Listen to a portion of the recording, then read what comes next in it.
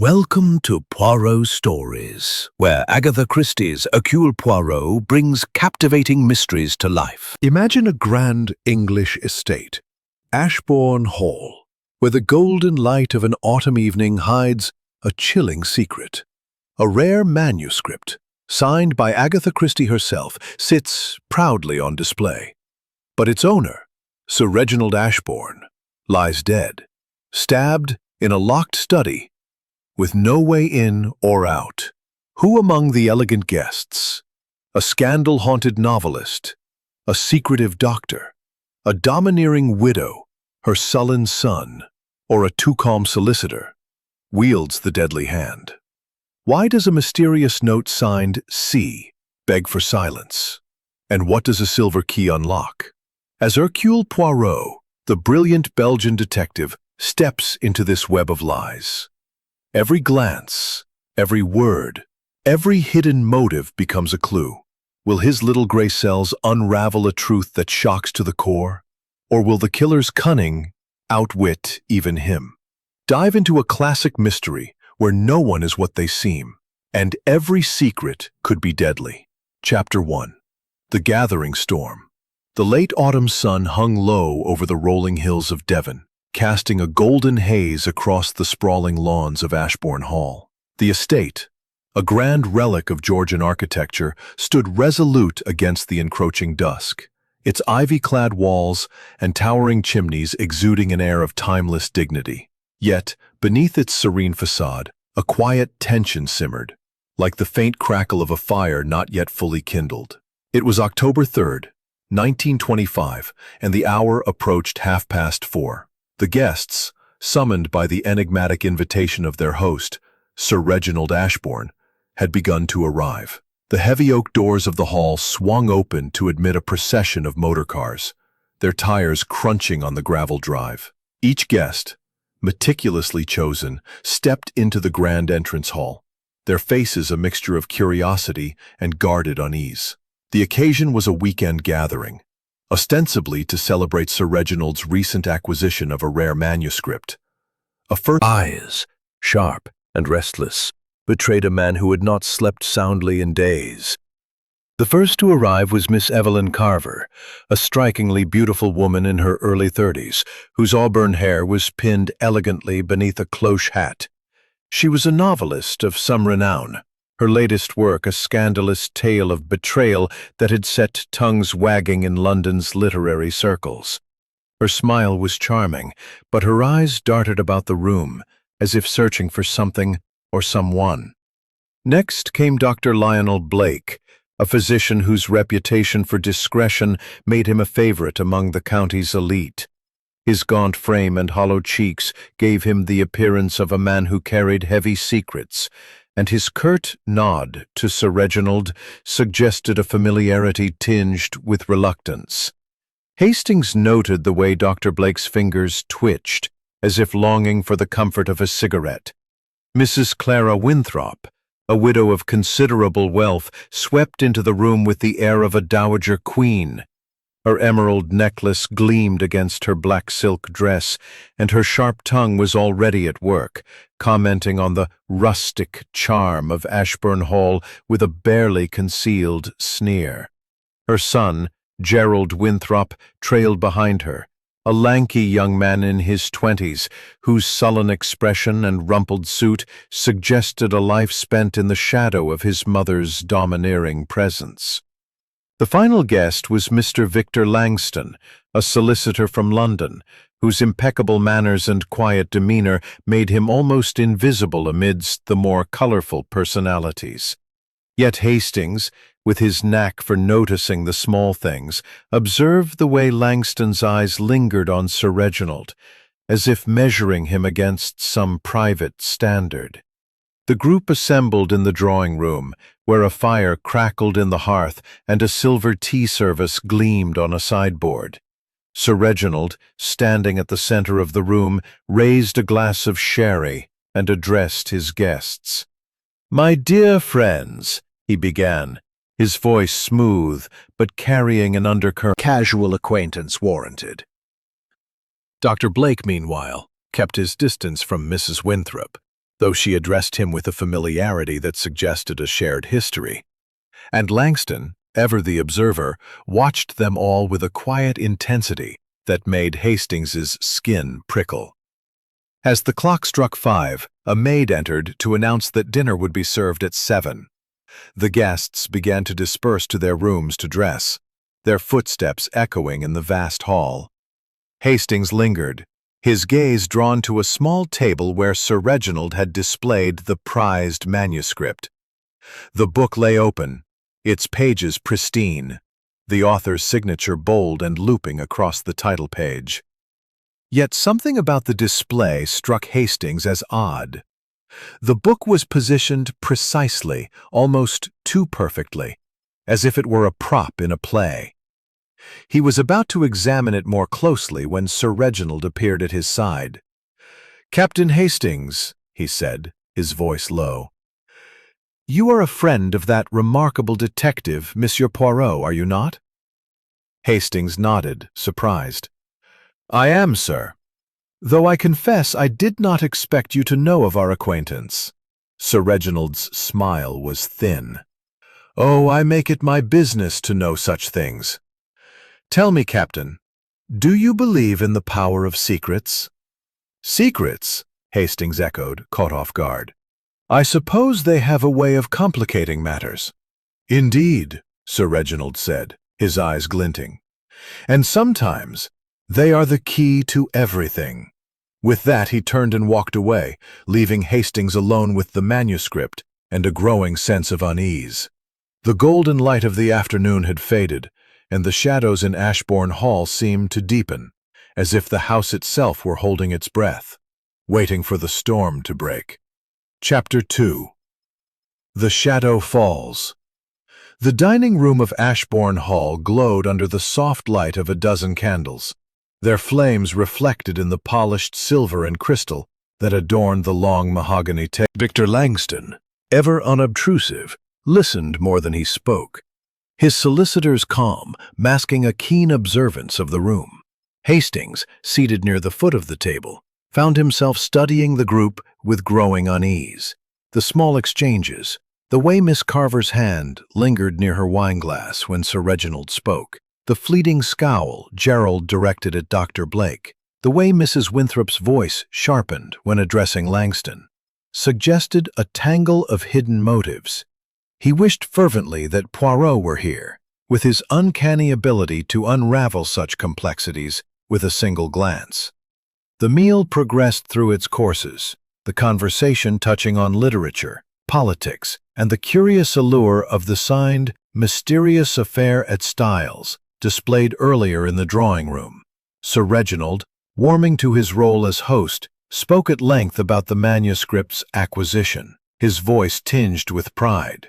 "A rare treasure," he called it, "not merely for its literary value, but for what it represents, a triumph of order over chaos, of reason over deceit." Miss Carver raised an eyebrow, her tone playful but edged. "A curious choice of words, Sir Reginald. One might think you see more in the book than mere pages." Sir Reginald's smile faltered, but he recovered quickly. "Perhaps, Miss Carver. Books, like people, can hide many secrets." The remark hung in the air, and Hastings noted the sudden stillness that followed. Dr. Blake's fork paused midway to his mouth, Mrs. Winthrop's lips pursed, and Gerald's hand tightened around his glass. Only Langston remained impassive, his eyes fixed on Sir Reginald with an intensity that made Hastings's skin prickle. Dinner concluded at 8:30, and the party adjourned to the drawing room for coffee and liqueurs. Sir Reginald excused himself briefly, citing a need to attend to a small matter in his study. The guests settled into armchairs, their conversation subdued, as if each were waiting for something to happen. Hastings, Reginald Ashburn lay slumped across his desk, a crimson stain spreading across the white shirt front of his dinner jacket. A letter opener, its handle ornate and gleaming, protruded from his chest. The room was still, save for the faint ticking of a grandfather clock in the corner, its hands pointing to 8:50. Miss Carver, peering over Hastings's shoulder, let out a choked sob. He's dead," she whispered, her voice trembling. Dr. Blake pushed past, his physician's training taking over. He knelt beside the body, checking for a pulse, though the pallor of Sir Reginald's face left little doubt. "Stabbed through the heart," Blake said grimly. "He's been dead no more than 10 minutes. Mrs. Winthrop clutched her son's arm, her face pale, but her voice steady. "Who could have done this? We were all in the drawing room." "Not all," Gerald muttered, his eyes darting to the others. "Someone could have slipped away." Langston, standing at the back of the group, spoke for the first time, his voice calm but deliberate. "We must not touch anything. The police will need to see the scene as it is." Hastings nodded, his mind racing. The study was a small, orderly room, its walls lined with bookshelves and a single window overlooking the darkened garden. The desk held a few papers, a fountain pen, and a half-empty glass of brandy. A small key, ornate and silver, lay beside the glass, its purpose unclear. The window was closed, the latch secure, and the only door was the one through which they had entered. It was, Hastings realized, a classic locked-room mystery, the kind Poirot would relish. As the guests stood in stunned silence, the maid who had screamed, Mary, a young woman with wide, frightened eyes, hovered in the doorway. "I came to bring Sir Reginald his coffee," she stammered. "I saw him like that and, oh, it's horrible." Hastings turned to the group. Around the estate, shrouding the windows in a ghostly veil.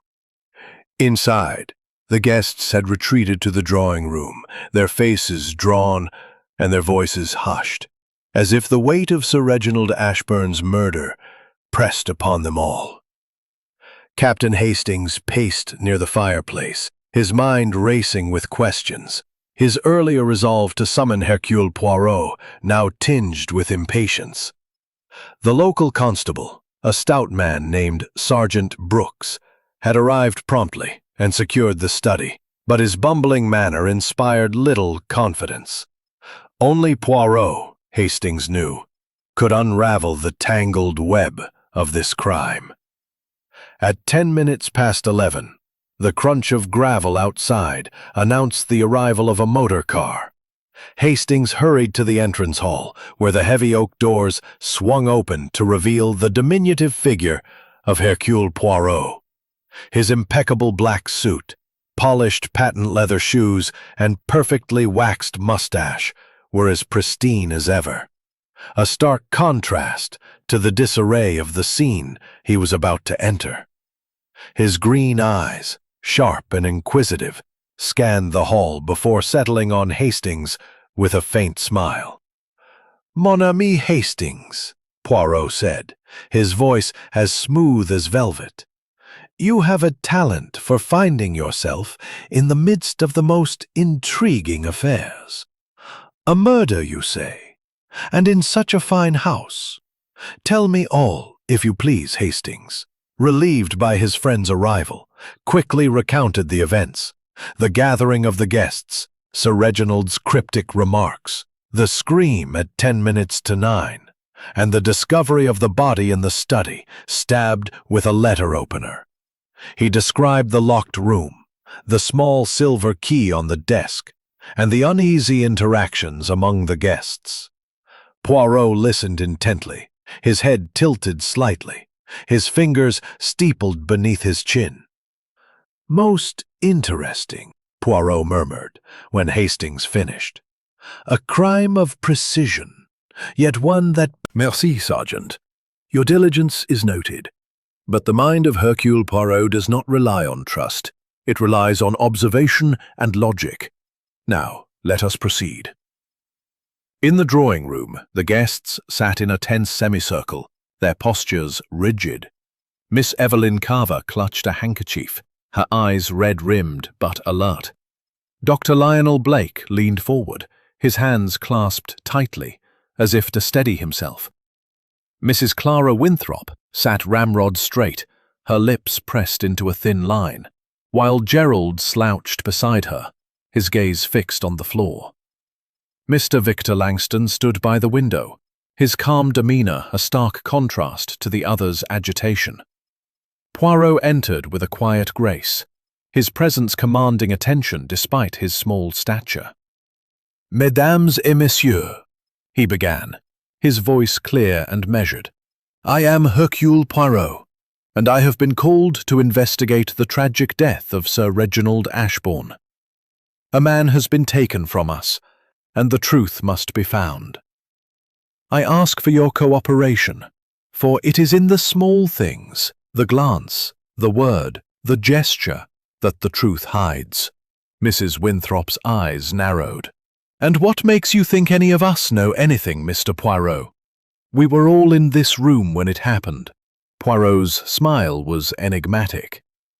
"Madame, the body may die in a moment, but the motive for murder, it grows over time. I shall speak with each of you in turn, but first, I must see the scene of the crime." Accompanied by Hastings and Sergeant Brooks, Poirot entered the study. The room was as Hastings had described.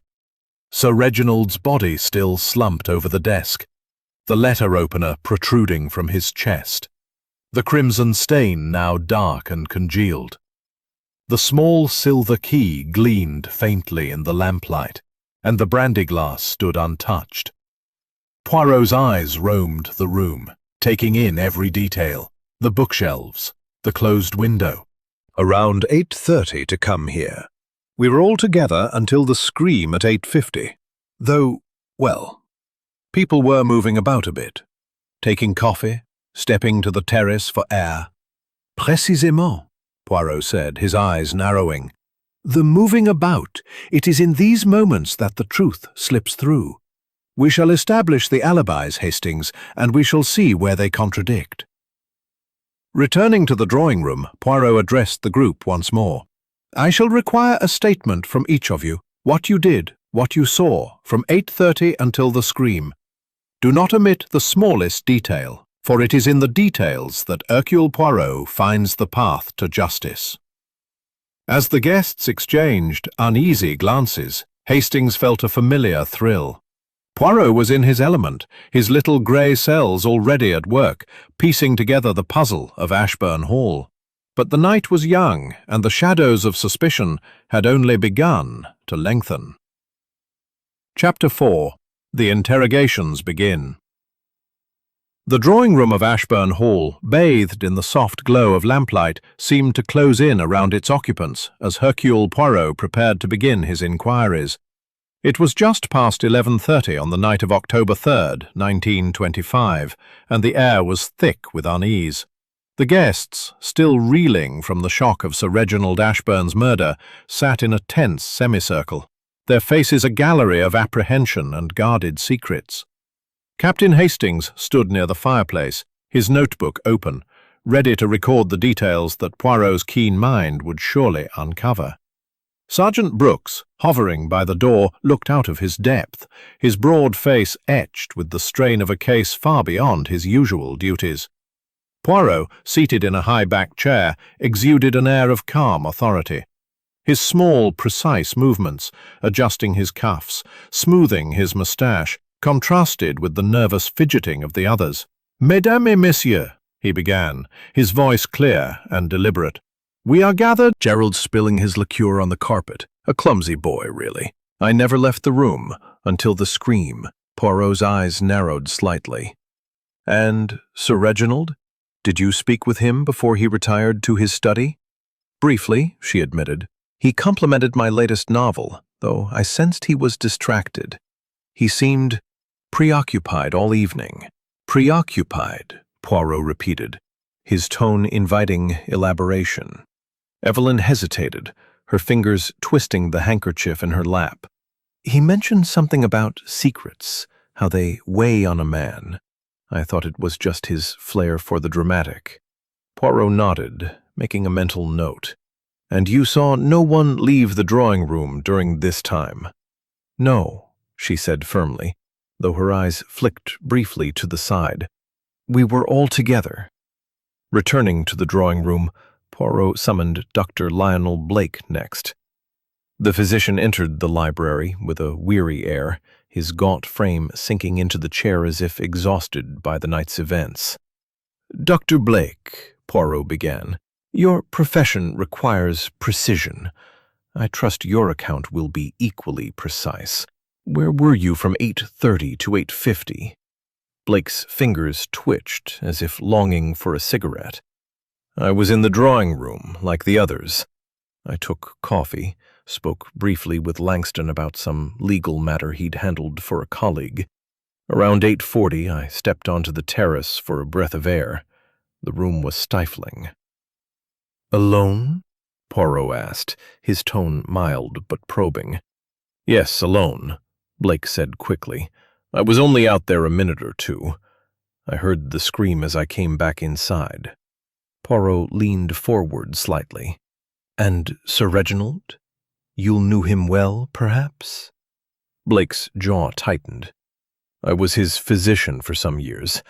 He was a private man, but troubled lately. He spoke of concerns, financial, I believe, but never in detail." "Financial," Poirot murmured, his eyes gleaming. Frame slouching into the chair, his expression sullen. "I didn't do anything," he muttered before Poirot could ask. "I was in the drawing room, except when I went to get a handkerchief, like Mother said."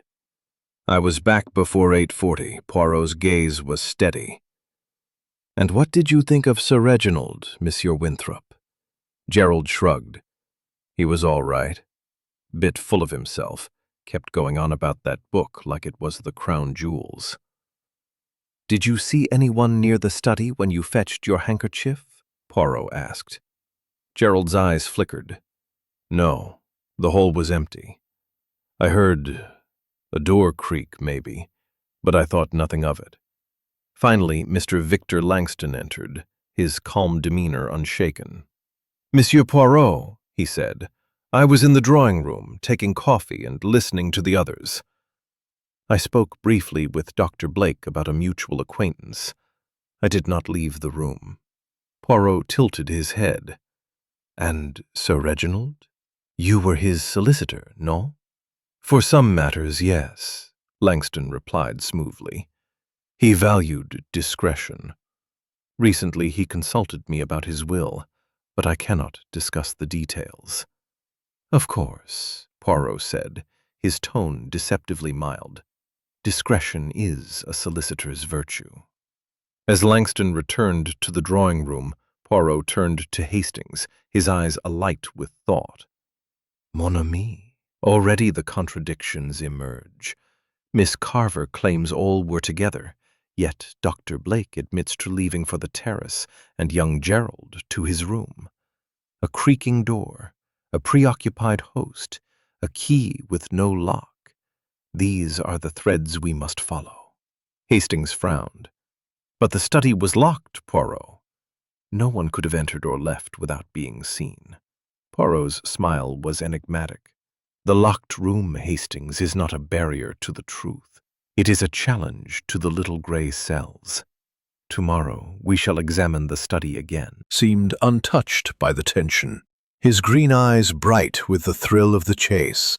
By 9 o'clock, Poirot had requested the guests remain in the drawing room while he and Hastings, accompanied by Sergeant Brooks, returned to the study to examine the scene of Sir Reginald Ashburn's murder.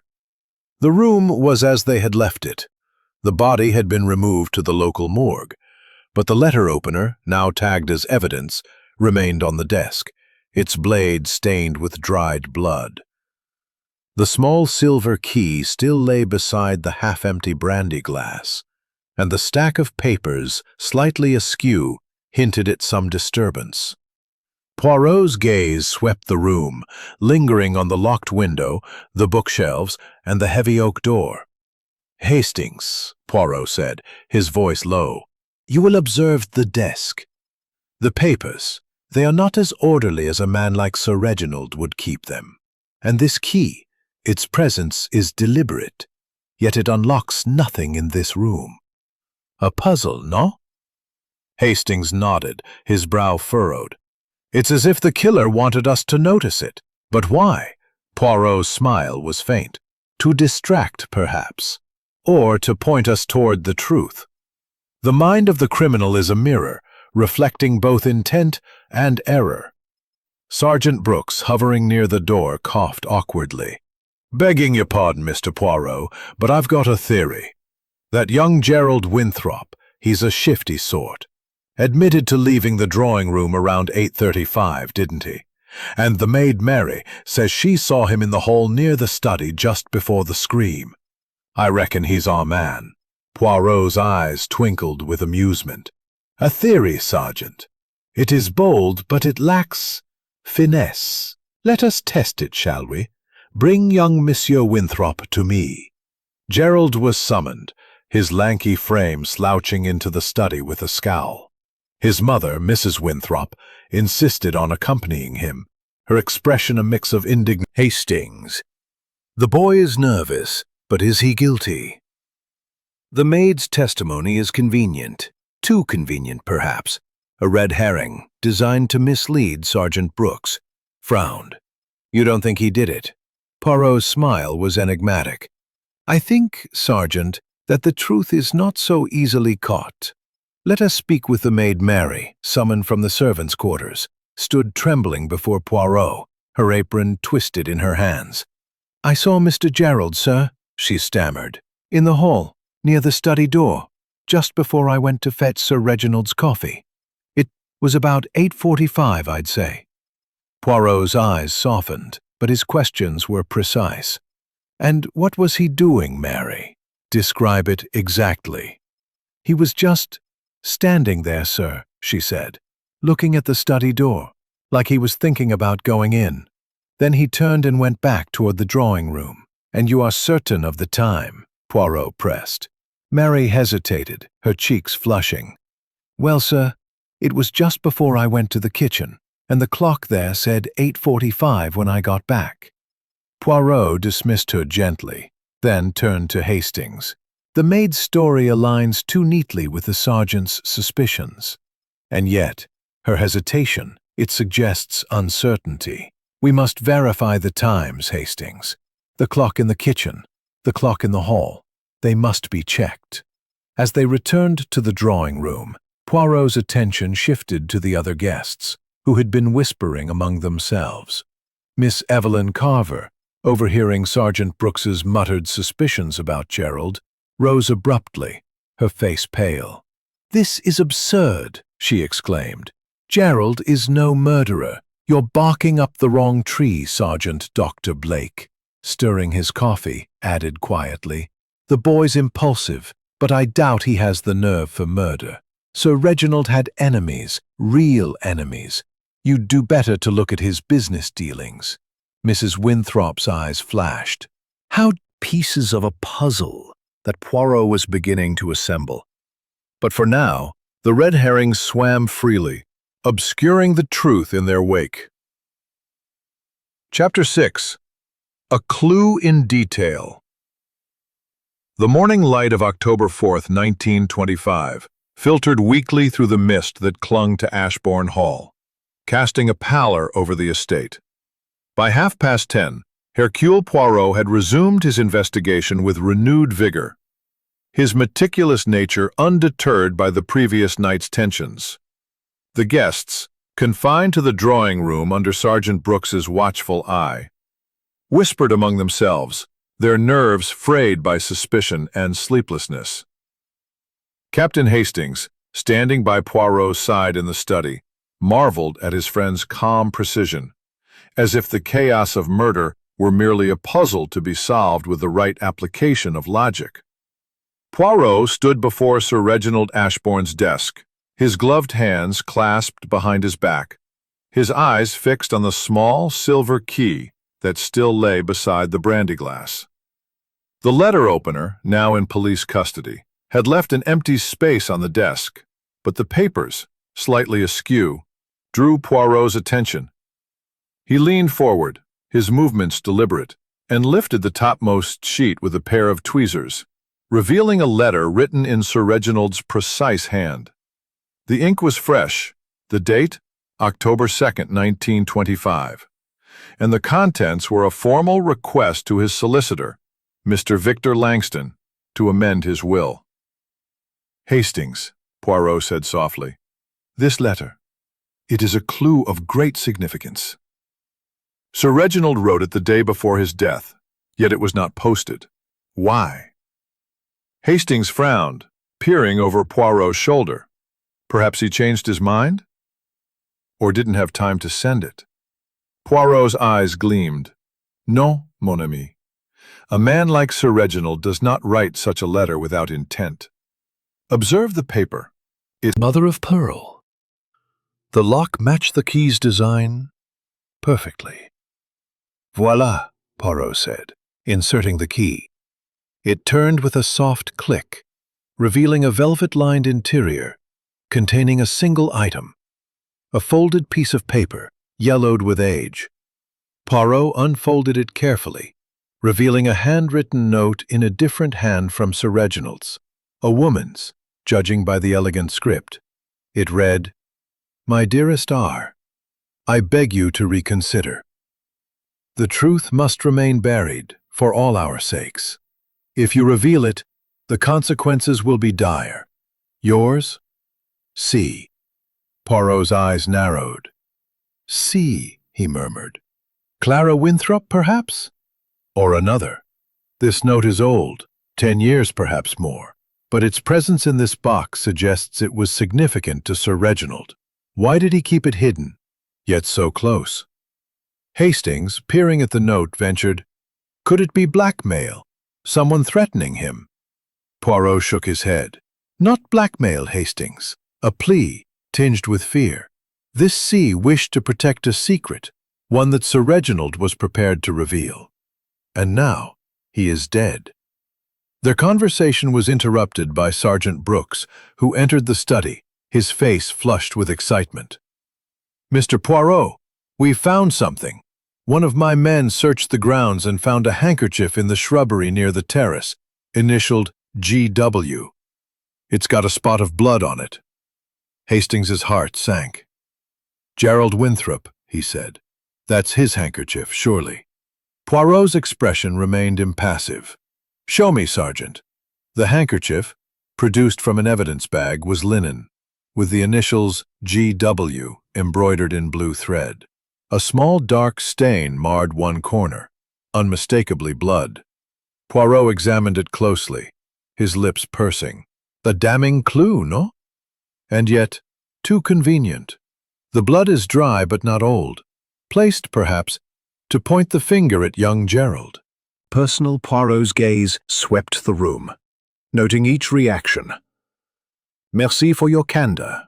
The handkerchief, it is a clue, but not the key. The true key lies elsewhere, in the letter, in the note, in the secrets you all carry." As the guests shifted uncomfortably, Hastings felt a chill. The old note, the smudged letter, the silver key. These were no mere coincidences. Poirot was closing in on the truth, but the web of lies was growing thicker. And the killer, Hastings sensed, was watching their every move. The morning was far from over, and the little grey cells were only beginning to unravel the mystery of Ashburn Hall. Chapter 7. More Lies Surface.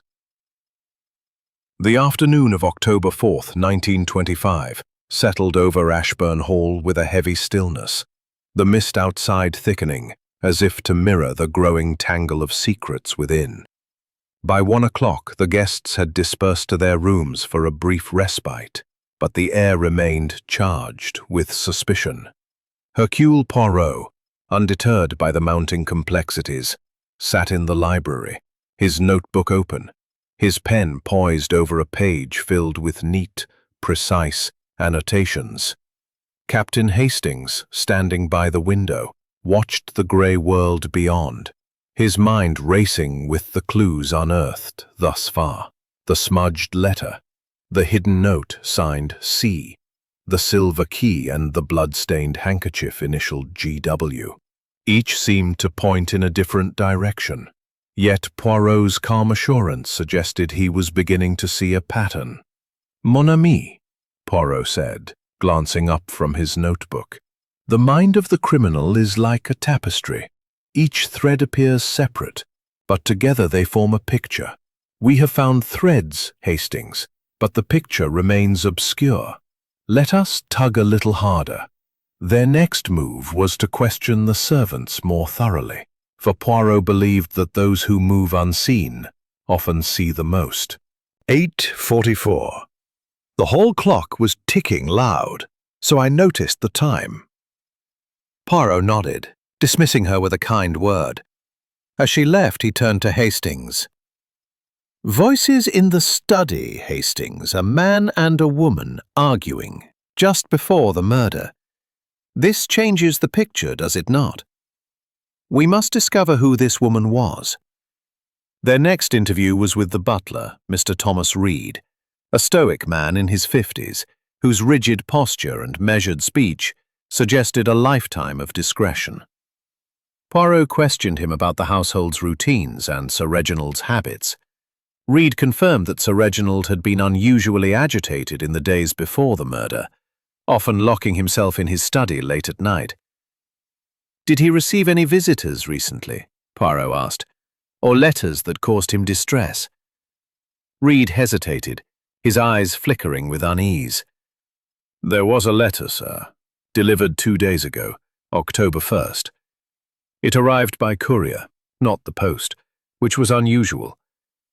Sir Reginald read it in my presence and turned quite pale. He locked it in his desk drawer and told me to speak of it to no one."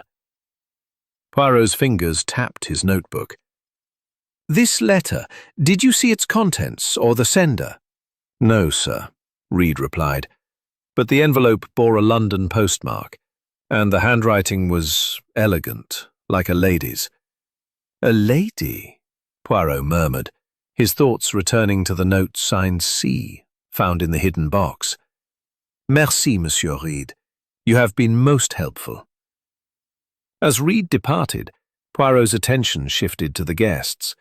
He decided to confront Miss Evelyn Carver again, suspecting her polished demeanor concealed more than she had revealed. She entered the library with a guarded smile, her auburn hair catching the light as she sat.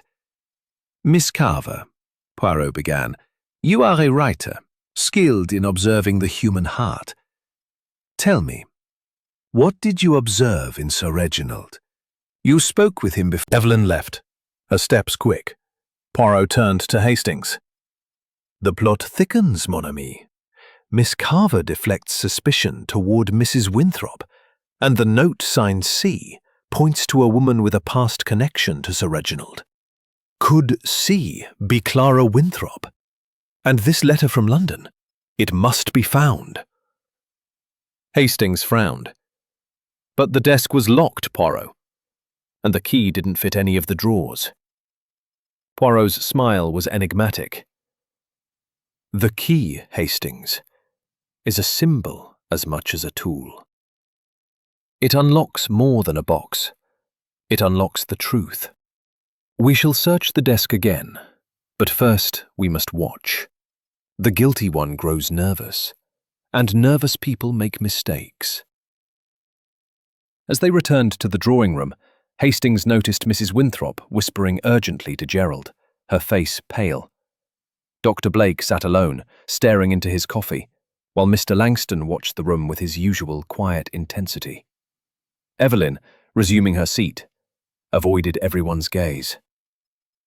The web of lies was unraveling, but the truth remained just out of reach, hidden in the shadows of Ashbourne Hall. Chapter 8. The Emotional Turning Point. The late afternoon of October 4th, 1925, cast a sombre light through the tall windows of Ashbourne Hall, the mist outside now giving way to a thin drizzle that pattered against the panes. Inside, the atmosphere was as heavy as the weather, the guests' nerves stretched taut by the relentless pressure of suspicion. Hercule Poirot, ever the calm centre of the storm, had spent the day piecing together the fragments of the puzzle.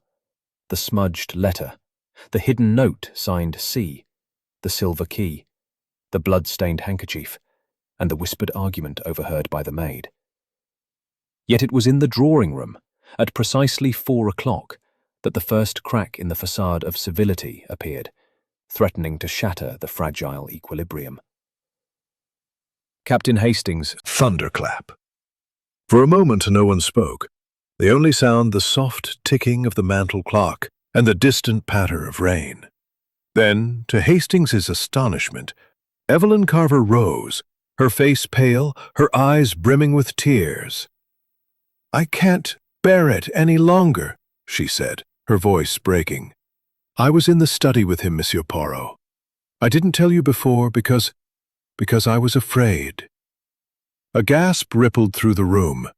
Mrs. Winthrop's lips pursed, Gerald's head snapped up, and Dr. Blake's glass froze halfway to his mouth. Langston's expression remained unreadable, but his eyes narrowed slightly.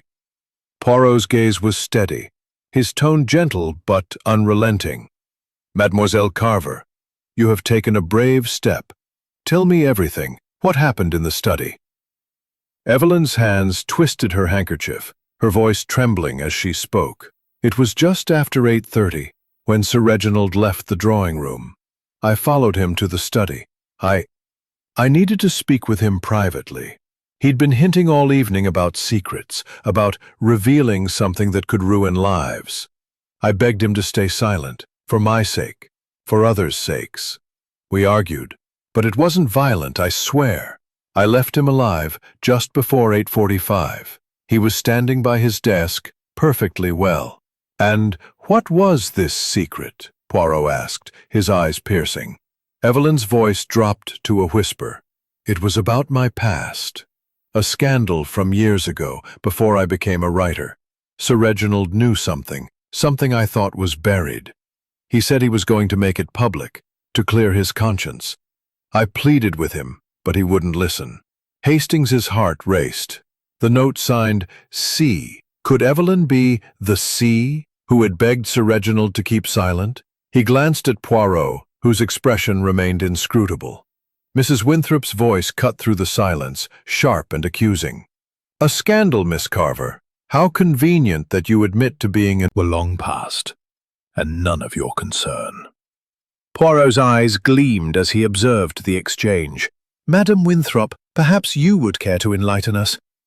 The note we found, signed C. It suggests a connection, a plea to keep a secret buried. Is C for Clara?" Mrs. Winthrop's composure faltered, her hands clenching in her lap. "I wrote no such note," she said, her voice trembling with suppressed emotion. "But yes, I knew Reginald years ago. We were close, before my marriage. He broke it off and I never forgave him. But I didn't kill him, Monsieur Poirot. I had no reason to." Poirot nodded slowly, his gaze moving to Langston, who had remained silent. "And you, Monsieur Langston? As Sir Reginald's solicitor, you knew his intentions regarding his will. Did he speak of revealing secrets?" Langston's voice was calm, measured. "He mentioned revising his will, yes, but he gave no details. My role was to ensure his wishes were legally sound, nothing more." Poirot's smile was faint. And yet the letter on his desk, requesting changes to his will, was never sent. Why, I wonder? As the guests shifted uncomfortably, Hastings felt the weight of Evelyn's confession and Mrs. Winthrop's admission. The note signed C, the argument in the study, the unsent letter, all pointed to a web of personal betrayals and hidden truths. But Poirot's calm demeanour suggested he was not yet satisfied. "Mes amis," Poirot said, addressing the group, "the heart of this crime lies in the past, in secrets long buried. One of you has spoken the truth, but only in part. The rest remains hidden, but not for long. Hercule Poirot sees through the shadows."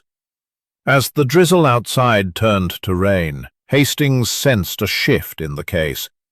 Evelyn's breakdown had cracked open the facade, but the killer, he suspected, was still playing a careful game, watching from the shadow. Chapter 9. The Trap. The evening of October 4th, 1925, descended upon Ashburn Hall with a chill that seeped through the walls, as if the house itself were bracing for the revelations to come. The rain had ceased, leaving a damp stillness in its wake, and the drawing room, where the guests were once again gathered, hummed with a tense anticipation. Hercule Poirot, his small frame radiating quiet authority, had orchestrated this moment with the precision of a conductor, his intention clear: to apply psychological pressure and force the truth from the shadows. Captain Hastings stood by his side, his notebook clutched tightly, sensing that Poirot was about to spring a trap. It was 7:30, and the guests sat in a semicircle around the grand fireplace, their faces illuminated by the flickering flames. Miss Evelyn Carver, her eyes still red from her earlier confession, sat with her hands folded tightly, avoiding the gazes of the others. Dr. Lionel Blake, his gaunt features drawn, sipped a brandy, his fingers steadying, as if to anchor himself. Mrs. Clara Winthrop maintained her regal composure, though her sharp eyes darted toward her son, Gerald, whose sullen agitation had given way to a nervous fidgeting. Mr. Victor Langston, as ever, was a study in calm, his solicitor's demeanor unshaken, though Hastings noted the slight tightening of his jaw. Poirot stood before them, his hands clasped behind his back, his mustache gleaming in the firelight. "Mesdames et messieurs," he began, his voice clear and commanding, "we stand at a crossroads in this affair.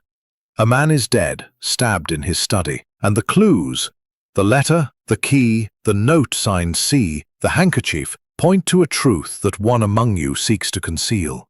Tonight, I shall lay a trap for the guilty, and the truth, it will emerge." A murmur rippled through the group, but Poirot raised a hand, silencing them. "Let us review the facts. Sir Reginald Ashburn was murdered hand betrays what the tongue conceals." He produced a stack of notepaper and pens, distributing them with the assistance of Sergeant Brooks, who looked both puzzled and intrigued. The guests exchanged wary glances but complied, their pens scratching in the silence. Hastings watched closely, noting Evelyn's hesitant strokes, Gerald's hurried scrawl, and Mrs. Winthrop's precise, elegant script. Blake wrote with a physician's clarity, while Langston's hand was steady and measured. As the papers were collected, Poirot retreated to the library with Hastings and Brooks, spreading the accounts on a table.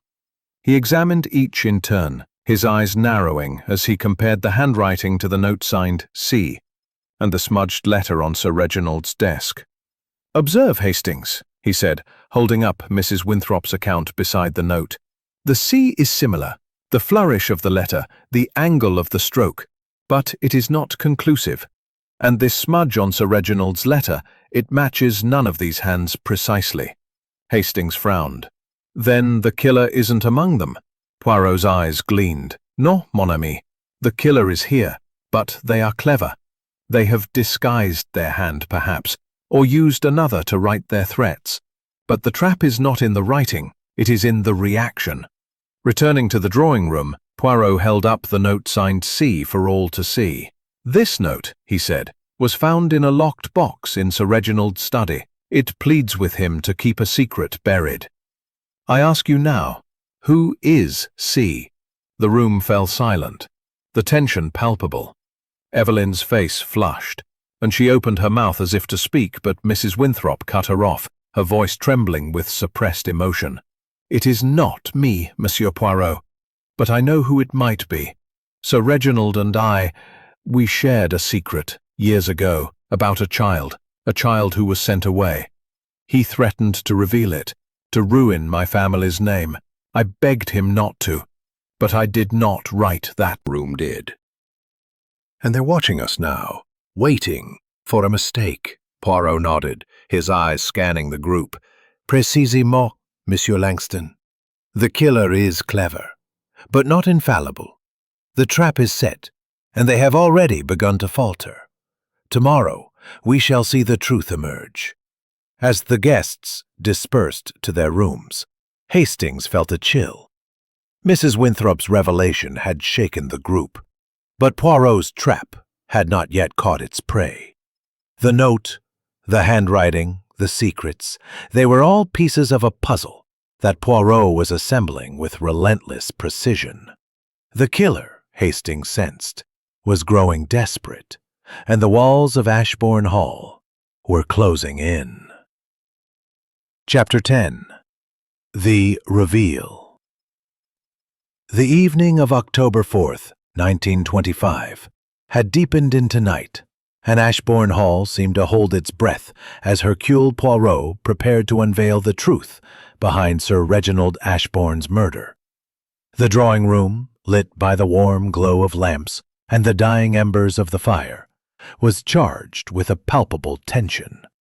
The guests, summoned once more, sat in a tight semicircle, their faces a mixture of dread and anticipation. Captain Hastings, standing near the door, felt his heart pound, knowing that Poirot's methodical mind had pieced together the puzzle. The little gray cells, as always, were about to shine. Poirot stood at the center of the room, his small figure commanding attention, his eyes sharp and piercing. "Mesdames et messieurs," he began, his voice steady and resonant.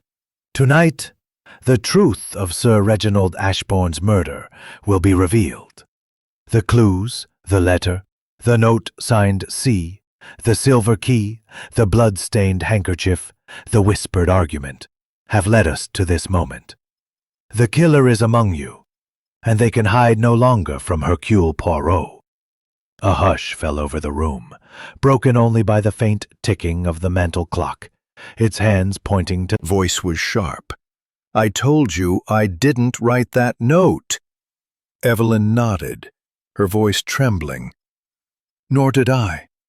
I begged him to stay silent, but I didn't write it."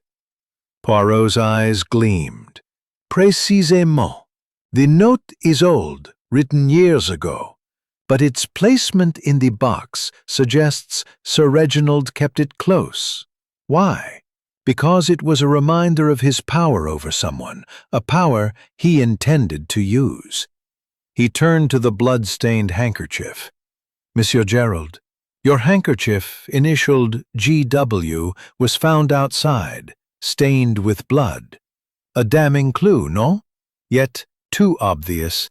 The blood was fresh, placed deliberately to implicate you. Why? To distract from the true killer." Gerald's face flushed. "I told you I lost it. I didn't kill him." Poirot raised a hand. "Patience, monsieur. The handkerchief is a red herring, but the letter on Sir Reginald's desk, a request to amend his will, is not. It was smudged, handled by someone other than Sir Reginald, and the silver key, which unlocked the box, was left in plain sight. Why? To ensure we found the note." He paused, his gaze sweeping the room. "Let us reconstruct the evening. Sir Reginald was troubled, hinting at secrets. He argued with Miss Carver in the study, where she pleaded with him to stay silent. She left him alive at 8:45. The maid, Mary, heard voices, a man and a woman arguing just before. But Miss Carver was alone with him. Who, then, was the man?" Dr. Blake shifted, his voice low. "You're suggesting I was there?" Poirot's smile was enigmatic. "No, doctor. You were on the terrace, as you said. But, Monsieur Langston, you were in the drawing-room, oui? Yet your calm, your discretion, it conceals much. You knew Sir Reginald's intentions regarding his will. You knew—" "Motive?" Poirot pressed on. "You were in the drawing-room, but you slipped away, unnoticed, during the chaos of coffee and liqueurs. You entered the study after Miss Carver left, confronted Sir Reginald, and in a moment of rage stabbed him with the letter opener. You placed the key to draw attention to the note, to implicate Mrs. Winthrop. You planted Gerald's handkerchief to mislead, but the smudge on the letter, it was from your glove, stained with ink from your own pen." Langston stood, his face pale. "You have no proof." Poirot's smile was triumphant. "The proof, monsieur, is in your reaction, and in the desk drawer, which Sergeant Brooks will now open. There we will find the letter from London, written by you, warning Sir Reginald to stay silent or face consequences." Sergeant Brooks, prompted by Poirot, forced open the desk drawer, revealing a letter in Langston's precise handwriting. The room erupted in gasps as Brooks read it aloud, confirming Poirot's accusation. Langston's shoulders slumped, his voice barely a whisper. "He was going to ruin me. Everything I built." Poirot's expression softened, but his voice was firm. "You chose murder over honor, monsieur." Langston stood dead. "The little grey cells, they do not forgive." As Brooks led Langston away, the guests sat in stunned silence, the weight of the truth settling over them. Hastings marveled at Poirot's brilliance, the puzzle of Ashburn Hall finally complete. Chapter 11. The Reflection. The night of October 4th, 1925, had settled over Ashburn Hall with a quiet that felt almost reverent, as if the house itself were exhaling after the storm of revelation. The drawing room, now dimly lit by a single lamp, was empty, save for Hercule Poirot and Captain Hastings, who sat opposite each other near the dying fire. The guests had retired to their rooms, shaken by the dramatic unmasking of Mr. Victor Langston. He wore even indoors, with a clue. Ink from his own pen betrayed him. Hastings nodded, still marveling. "And the note signed C. You let Mrs. Winthrop think it was hers, but you knew it wasn't enough to convict her." "Précisément," Poirot said, his voice soft but firm. "The note was a distraction, a relic of the past meant to confuse. Mrs. Winthrop's secret about the child gave her motive, but her emotions were too raw, too genuine. Langston, however, used the note to cast suspicion on her, just as he used Gerald's handkerchief to mislead. His mistake was in underestimating the power of observation." Hastings frowned, a thought nagging at him. But why did Langston kill Sir Reginald? Was it really just about Miss Carver's scandal and his reputation? Poirot leaned forward, his hands steepled. "It was more than that, Hastings. Sir Reginald was a man who collected secrets, not out of malice, but to maintain control. Langston, as his solicitor, knew them all. Miss Carver's past engagement to him, Mrs. Winthrop's child, even Dr. Blake's financial troubles. When Sir Reginald decided to amend his will, perhaps to acknowledge the child or reveal Miss Carver's scandal, Langston saw his own ruin. His reputation as a discreet solicitor, his livelihood, depended on silence. He killed to protect himself, but in doing so, he wove a web that could not hold." Hastings shook his head. "It's tragic, really. So many lives tangled in secrets, and it all led to this." Poirot's expression softened, a rare hint of melancholy in his eyes. "Oui, mon ami. The human heart, it is a complex thing. Sir Reginald sought to unburden his conscience, but in doing so, he stirred the fears of others. Langston chose murder over exposure, but the truth, it always finds a way. This is why Hercule Poirot Challenge to his little grey cells.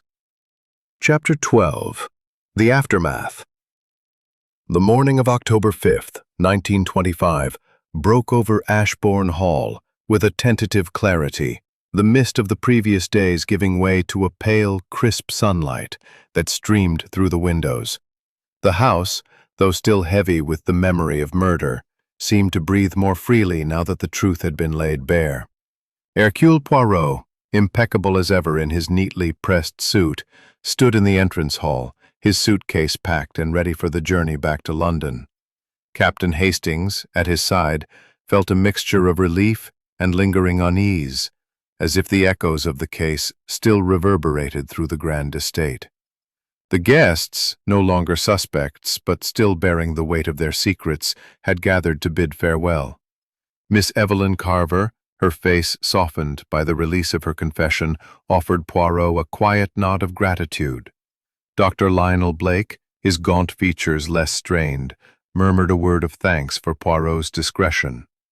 Mrs. Clara Winthrop, her regal demeanor tempered by the vulnerability she had shown, stood with Gerald, whose sullenness had given way to a subdued respect. The absence of Mr. Victor Langston, now in the custody of Sergeant Brooks, hung over the group like a shadow lifted but not forgotten. Poirot addressed them with his characteristic poise, his voice clear in the morning stillness. "Mesdames et messieurs, the tragedy of Sir Reginald Ashbourne has been resolved, but its lessons remain. Secrets, they are like stones in a river. They divert the flow of truth, but they cannot stop it. You have each faced your past, and now you must face your future. Hercule Poirot bids you adieu." Mrs. Winthrop stepped forward, her voice steady but laced with emotion. "Monsieur Poirot, you have spared my family further disgrace. I thank you, though the cost of truth has been heavy." Poirot inclined his head. "Madame, the truth is never without cost." Mysterious affair at Styles still rested on its display table. The book, a silent witness to the drama, seemed to carry a weight of its own. Hastings gestured toward it, a wry smile on his face. "It's almost poetic, Poirot. A murder mystery unfolding in the shadow of a Christie novel. Do you think Sir Reginald knew what he was inviting with this gathering?" Poirot's eyes twinkled. "Mon ami, Sir Reginald was a man who loved the game of secrets, much like a character in Madame Christie's tales. He invited us to a stage, but he did not foresee the final act. The manuscript, it was his pride, but also his provocation, a symbol of his desire to reveal what others wished hidden." Hastings nodded, his thoughts turning to Langston. "Poor devil. He thought he could outwit you, Poirot. But why leave the key, the note, all those clues? Was he really so careless?" Poirot shook his head, his expression thoughtful. "No, Hastings. Langston was not careless. He was desperate. The key, the note, the handkerchief, they were his attempt to control the narrative, to point suspicion at others. But the mind of the criminal, it betrays itself in the smallest details. The smudge on the letter, the ink on his glove, these were his undoing." As they stepped outside, the crisp air carrying the scent of damp earth, Poirot paused to adjust his hat, his movements precise. "This case, Hastings, it reminds us that truth is not a gift. It is a pursuit, and in that pursuit, we find not only justice, but understanding." The motor car awaited them, its engine humming softly. As they drove away from Ashbourne Hall, the estate receding into the morning light, Hastings felt a sense of closure tinged with melancholy. The secrets of the past had been laid bare, but the scars they left would linger. Poirot, however, seemed content, his mind Interactions marked by the weight of truths revealed and secrets still half buried. Poirot, ever meticulous, sensed that the tapestry of the case, though nearly complete, had a few unseen threads yet to be woven into place. In the library, Poirot sat at a small table, his notebook open, his pen tracing precise lines as he reviewed his notes. Hastings, pacing near the window, felt a restless curiosity. "Poirot," he said, breaking the silence, "Langston's guilt is clear, but something still nags at me. The note signed C. The letter about the will. Why did Sir Reginald keep such things so prominently? It's as if he wanted them found." Poirot's eyes gleamed, his mustache twitching with a faint smile. "Mon ami, you touch upon a truth most perceptive. Sir Reginald was a man of drama, a collector not only of books, but of power. The note, the letter, the manuscript, they were his stage props, designed to provoke. He knew his secrets could destroy, and he placed them where they would be seen, perhaps to force a reckoning. Hastings frowned, but that reckoning cost him his life. "Oui," Poirot said, his voice soft, "and that is the tragedy." Sir Reginald underestimated the desperation of Monsieur Langston, who saw his own ruin in the exposure of those secrets. But let us examine one final thread. The letter from London, mentioned by the butler, Mr. Reed. We found Langston's warning letter in the desk, but was there another? Poirot's question lingered as Sergeant Brooks entered, clutching a small envelope. "Mr. Poirot," he said, his face flushed with excitement, "we found this in the study, tucked inside a book on the shelf. It's the letter Mr. Reed mentioned, delivered October 1st. Not in Langston's hand, though." Poirot took the envelope, his gloved fingers opening it with care. The letter, written in an elegant, and he threatened to make it public. "I couldn't bear the shame." Poirot nodded, his gaze steady. "And you did not mention this letter before because it would confirm your presence in the study, arguing with him." Evelyn's eyes filled with tears. "I was afraid it would make me look guilty. But I didn't kill him, Monsieur Poirot. I left him alive." "Oui, mademoiselle," Poirot said gently. "I believe you. This letter, it is another thread, but it does not alter the truth. Langston killed Sir Reginald to protect his own secrets, using yours and Madame Winthrop's to obscure his guilt." As Evelyn left, her shoulders sagging with relief, Hastings turned to Poirot. "So there were two letters pleading with Sir Reginald, Evelyn's and the older note from C. It's as if he was surrounded by people desperate to keep their pasts hidden." Poirot's smile was faint. "Précisément, Hastings. Sir Reginald was a man who thrived on control, but he misjudged the power of fear. Langston, knowing both Evelyn's and Mrs. Winthrop's secrets, saw his opportunity to silence Sir Reginald and deflect suspicion. The handkerchief, the key, the note, they were his tools to weave a false narrative." Sergeant Brooks, listening intently, scratched his head.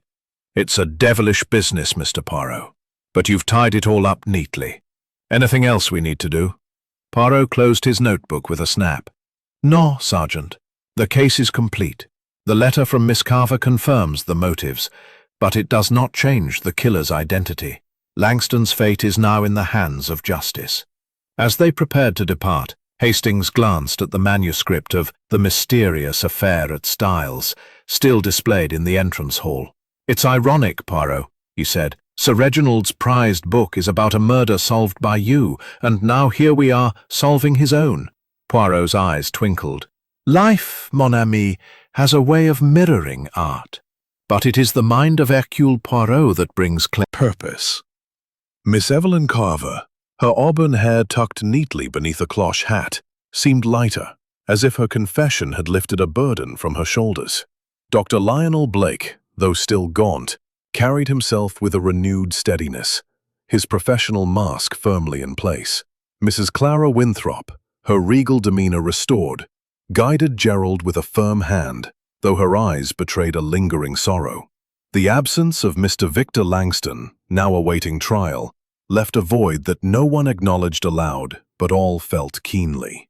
Poirot stood by the display table, his gaze resting on the manuscript of The Mysterious Affair at Styles, its pages a silent testament to the irony of the case. Hastings, adjusting his hat, joined him, his thoughts still tangled in the intricacies of the murder. "Poirot," he said, "you've tied up the loose ends, Langston's motive, the letters, the key, but I can't help feeling there's something we've missed. Why did Sir Reginald push so hard to reveal those secrets? It's almost as if he wanted to provoke his own end." Poirot's mustache twitched, his eyes gleaming with quiet reflection. "Mon ami, you ask a question that touches the heart of this affair. Sir Reginald was a man of pride, a collector of rare things, books, secrets, power. He believed he could control the consequences of his actions, but he underestimated the human heart. His desire to unburden his conscience, to amend his will, to reveal truths. It was not malice, but a need for absolution. Yet it stirred fear in those he held in his grasp, and fear, Hastings, is a dangerous catalyst. Hastings nodded, his gaze drifting to the manuscript. It's eerie, isn't it? That book, so like our own story, sitting there as if it knew what was coming. Poirot's smile was faint but knowing. Art and life, they dance together, no? Madame Christie's tale is a mirror, reflecting the chaos of human motives. But it has been the spark that set Sir Reginald's plan in motion, urging him to reveal what he knew. But they change nothing. Langston's hand wielded the knife, driven by his own fear. As Brooks departed to finalize his report, Mrs. Winthrop approached, her expression a mix of gratitude and reserve. "Monsieur Poirot," she said, her voice steady, "you have spared my family further pain. The truth about my past, it remains between us, I trust." Poirot bowed slightly. "Madame, the secrets that do not bear on justice are safe with Hercule Poirot. Your child, your past, they are yours to carry, not mine to reveal." Mrs. Winthrop's eyes softened, a rare vulnerability breaking through. "Thank you. I misjudged you, and for that, I am sorry." As she turned to join Gerald, who waited by the door, Poirot's gaze returned to the manuscript. "Hastings," he said softly, "this case, it reminds us that truth is a double-edged sword. It frees, but it wounds. Sir Reginald sought to wield it, and it cost him his life." Hastings nodded, feeling the weight of those words. "And now the house feels empty, as if the secrets took something with them." "Oui," Poirot said, adjusting his gloves, "but emptiness is the prelude to renewal. Come, mon ami, the train awaits, and London calls." As they stepped into the crisp afternoon, the motorcar waiting to carry them to the station, Hastings cast a final glance at Ashbourne Hall. Its grand facade seemed less imposing now, its mysteries laid bare. Yet the echoes of the case, the pleas, the betrayals, the hidden truths, would linger in his mind, a testament to Poirot's unrelenting pursuit of order in a world of chaos. Chapter 15.